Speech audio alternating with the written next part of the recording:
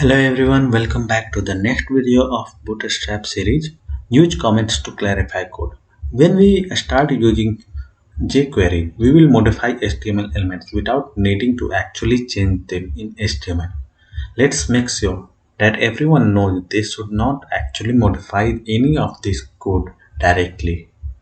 Remember that we can start a comment with angle bracket exclamation mark and hyphen hyphen and end with hyphen hyphen with angle bracket. Add a comment at the top of HTML page HTML that says code below this line should not be changed. In that case, at the top we will use code below this line should not be changed. Let's run the test and download my solution. And thanks everyone for watching. See you in the next video. Till then, bye bye.